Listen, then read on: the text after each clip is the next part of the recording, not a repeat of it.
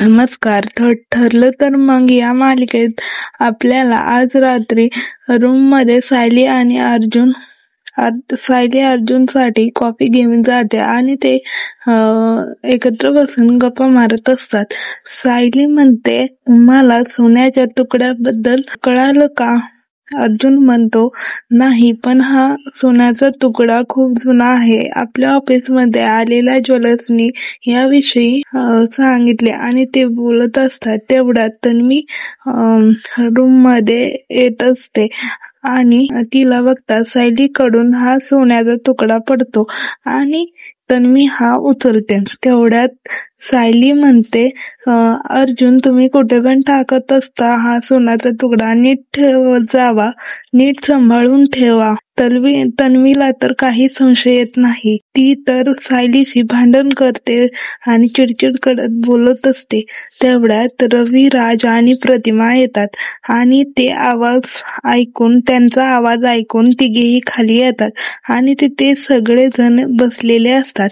रवी, राज, प्रतिमा अस्मिताला अभिनंदन करतात गोड बातमीबद्दल आणि ते सगळेजण बोलत असतात. अश्विन तर अस्मिताशी चेष्टाच करत असतो आणि सगळेजण हसतात आणि तेवढ्यात उपवासाचा विषय निघतो आणि प्रतिमा आणि सायलीचा निर्जळी उपवास असतो. दोघीचा बी असतो. ही तर निर्जळी उपवास सायलीचा देखील सुद्धा असतो. पूर्णा आजी तर म्हणते की तन्वीने तर उपवासही नाही केला आणि म्हणते, रविराज, तन्वी तर खूप खोटं बोलायला लागली आहे.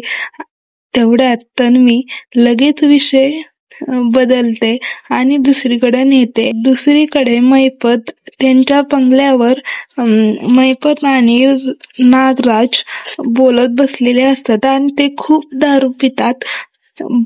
पिऊन बोलत असतात.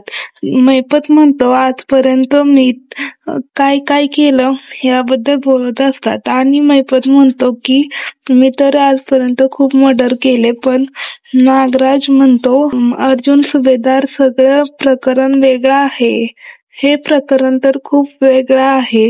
तुम्ही याच्याविषयी काही बोलू नका. आणि दुसरीकडे अर्जुन, सायली रूममध्ये येतात आणि गप्पा मारत असतात.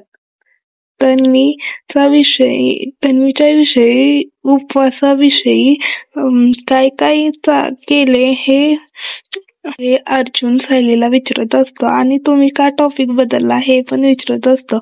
सायली सगळं काही झालेलं सांगते. अर्जुन म्हणतो, माझी बायको खूप हुशार आहे आणि तिचं कौतुक करतो. आणि तेवढ्या सायली म्हणते, सोन्याच्या तुकड्या भिंगातून बघायला विचारते. सायली अर्जुन म्हणतो की ऑफिसमध्ये ज्वेलर्सनी बघितले आहे, चेक केला आहे. तर सायली म्हणते, तुमच्या नजरेतून एकदा चेक करा, तुम्हाला काहीतरी सापडेलच ना.